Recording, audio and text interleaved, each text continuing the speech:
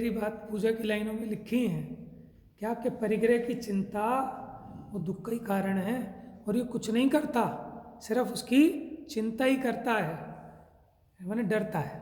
वही है ना, चिंता करता है माने डरता है, और उस डर से निरंतर हर समय मरता है। बात समझ में आ रही है? इसलिए जिसने नहीं मरना हो वो पहले डरना बंद करो। अब डरना कैसे बंद करें साहब, हम कौन सा डरना चाहते, लेकिन होता है तो होता है, तो उसका कारण खोजो कि वो डर होता क्यों है। वो डर इसलिए होता है क्योंकि जो अपना नहीं उसे अपना मान बैठे हो। जहाँ अपनी चलती नहीं वहाँ चलाना चाहते हो, अपने हिसाब से संयोगों में फेर फार करना चाहते हो। इसलिए फिर जब वो आपके हिसाब से नहीं होगा तो ये छाती पीट के रोएगा, और अभी हुआ नहीं, इन एडवांस हर समय सोच सोच कर भयभीत रहेगा, ऐसा ना हो जाए वैसा ना हो जाए। बात समझ में आई? चिंता चिता समान है। चिंता चिता समान है, यहाँ लोकोक्ति है लोकोक्ति। समाज में। ये बात तो अज्ञानी भी कहते हैं। हाँ चिंता चिता समान है। देखो, कहने से तो फायदा नहीं ना, कहने को तो टेप रिकॉर्डर बजता है, वो भी सारी बात बढ़िया कहता है, लेकिन आनंद तो उसे आएगा जो ऐसा मान लेगा, जो उस रास्ते पे चलेगा, है ना। तो ये तो आनंद का मार्ग है। जिसे आनंद चाहिए हो वो अपनी मान्यता को सुधार लेगा तो सुखी हो जाएगा, और नहीं सुधारेगा तो दुखी रहेगा। गीता का उपदेश कहते हैं ना, क्या लेकर आया था क्या लेके जाएगा, धन धरा का है धरा पर ही धरा रह जाएगा। ये छोटी सी बात है, कहते सब हैं लेकिन समझ में किसी को नहीं आती। क्यों? किसी चीज़ का नाश होने पर तेरे को दुख क्यों होता है? क्या तू साथ में लाया था? देखो इतना ही सोच लो कि जब ये आया था कैसा आया था, जैसा आया था वैसा जाएगा, खाली हाथ आया था खाली हाथ जाएगा। किसी के साथ कपड़े आए थे क्या जब पैदा हुआ था? ये सब यहीं का है और यहीं रह जाने वाला है, लेकिन हमें भ्रम हो गया क्या कि ये मेरा है, कि मैं इसे साथ ले जाऊंगा। समझ में? माने इतनी उम्र हो गई, चला नहीं जाता फिरा नहीं जाता, डॉक्टर ने कह दिया भैया बेड से उठ मत जाना, फिर भी ऐसी उम्र में भी ये लाला जी फैक्ट्री नहीं छोड़ के राजी। कहाँ इन्हें ऐसा लगता है कि मैं लेके चला जाऊंगा सब प्रभाव में। क्यों? कि बच्चों से तो एक फुटी आंख नहीं बनती, और फिर कर किसके लिए रहे हैं? कहेंगे ये कि सब बच्चों के लिए कर रहे हैं, लेकिन बच्चों को तो एक फुटी कौड़ी दे के राजी नहीं। तो मतलब ऐसा लगता है कि उन्हें ये नहीं पता कि कफन में जेब नहीं होती, और जेब तो दूर की बात है, कफन भी साथ नहीं जाएगा, उसको भी छोड़ो, ये देह भी यहीं धरी रह जाएगी, हैं? तो ये जीव सिर्फ क्या करता है कि उस परिग्रह की चिंता ही करता है, उसकी चौकीदारी करता है, और बस डरता है, और डरता है सो मरता है। इसी का नाम है भाव मरण। निरंतर ये जीव भाव मरण किया करता है। जिसको जगत मरण कहता है वो तो 60 70 80 साल में कभी होगा एक बार। समझ में आया ना? लेकिन ये जो हर समय उसके डर से मर रहा है, ये वो भयानक मरण है। आचार्य देव जिस मरण का भय दिखाते हैं वो यही मरण है कि जो हर समय हो रहा है। कितनी चिंताओं में हम मरे जा रहे हैं। ठीक है, भरी जवानी में लोग बूढ़े हुए जा रहे हैं डर के मारे, डर के मारे कहो या टेंशन के मारे कहो, समझ में? वो उसी के वेरिएंट हैं सब, चाहे आप उसे चिंता कहें, चाहे सोच कहें, कोई डिप्रेशन में जा रहा है ना, ये सब डर है और कुछ नहीं है। डर क्या है कि जैसी अपनी इच्छाएं हैं, अगर ऐसा नहीं हुआ तो, अगर वैसा हो गया तो। इसी को आचार्य देव ने आर्त ध्यान कहा है। इष्ट का वियोग हो गया तो, अनिष्ट का वियोग हो गया तो, शरीर में पीड़ा हो गई तो, अगर मर के ये बन गया तो, वो नहीं बना तो, कितने तो हैं, कितनी चिंताओं में चिंतित है।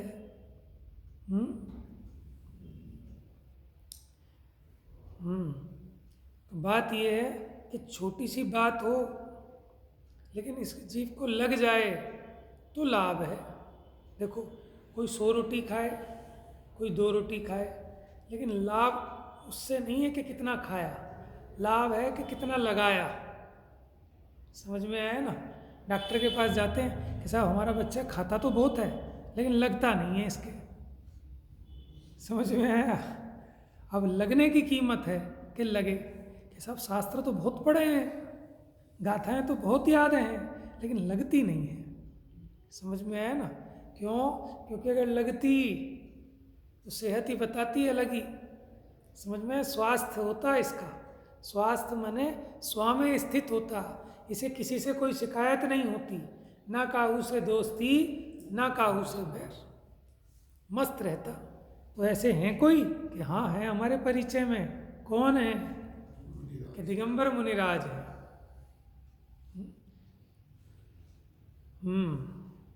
तो कहते हैं विश्व से भिन्न होने पर भी आत्मा जिसके प्रभाव से अपने को विश्व रूप करता है, ऐसा ये अध्यवसाय है जिसका मोह ही एक मूल है।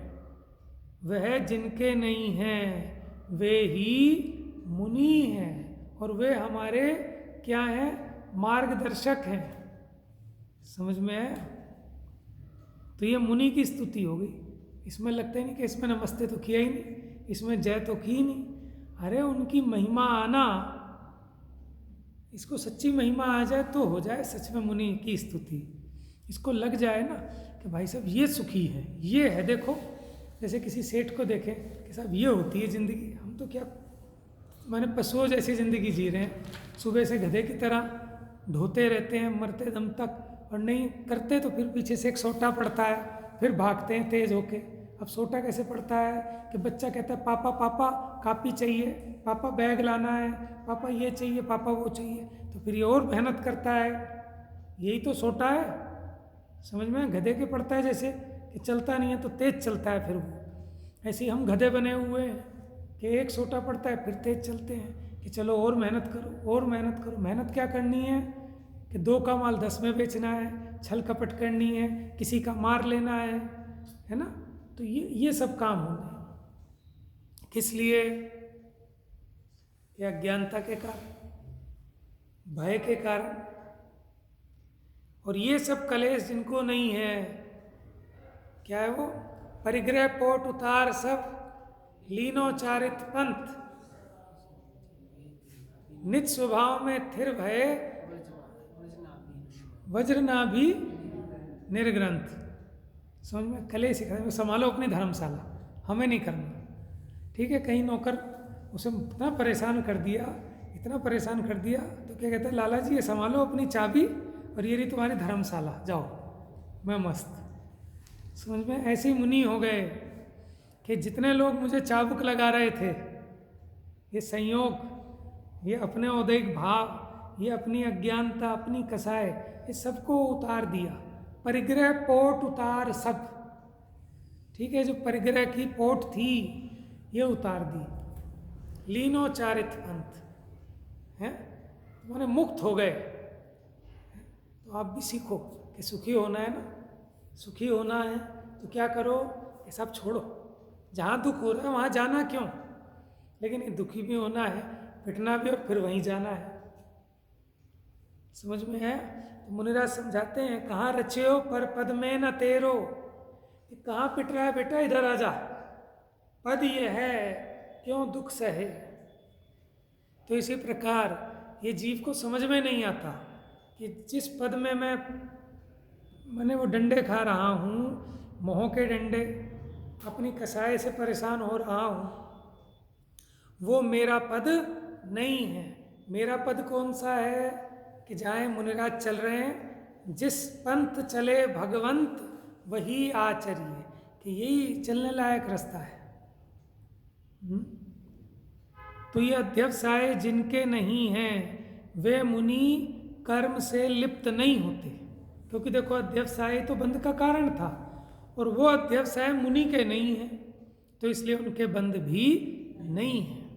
तो यहाँ मुनि की स्तुति भी हो गई, मुनि दशा क्यों उपादेय है ये भी बात आ गई, अपने दुख का मूल कारण क्या है वो समझ में आ गया, और निरंतर जो हम मर रहे हैं सिर्फ और सिर्फ एक परिग्रह की चिंता के कारण, ये स्त्री पुत्र मकान दुकान, खाली पैसे ही परिग्रह नहीं है, ये देह भी परिग्रह है, ये स्त्री पुत्र ये सब परिग्रह हैं। असली परिग्रह तो मिथ्यात्व है। बहुत बढ़िया। पहले नंबर का परिग्रह है मिथ्यात्व। मिथ्यात्व आता है, बाकी दूसरे आते समझ देखो सब दिखते हैं, वो नहीं दिखता, उल्टी मान्यता। ये जोर आना चाहिए, और जब ये जोर आने लगे कि ये आप असली दुश्मन तो ये है, ये सेनापति है, उस मोह रूपी सेना का सेनापति, समझ में, मिथ्यात्व है। इसे जिसने हरा दिया उसने सबको हरा दिया। एक सेनापति को जीतती पूरी सेना भाग जाती है, फिर ये सब हो जाएगा, ठीक है। लेकिन जिनका मिथ्यात्व छूटता है उन्हें पहले समझ में आता है कि जिन्हें मैं सुख का कारण माने बैठा हूँ, ये परिग्रह आदि, ये सुख के कारण नहीं है, ये दुख के कारण है, और जिन्होंने इनको त्यागा वही सुखी हुए, ठीक है। हम इसकी चर्चा आगे कल करेंगे। मिथ्यात्म नाश वे को ज्ञान के प्रकाश वे को आपा पर, छहु द्रव्य जान वे को बंद विधि,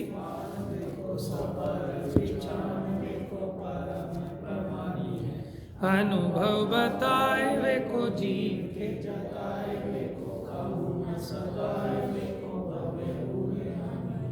जहाँ तहाँ तार वे को पार ते उतार वे को सुख विस्तार वे को हे जिनवाणी भारती तो हे जपू दिन रैन, जो तेरी शरणा गए सो पावे सुख चैन, जा वाणी के ज्ञान से सूझे लोकालो, सो वाणी मस्तक नमो सदाए।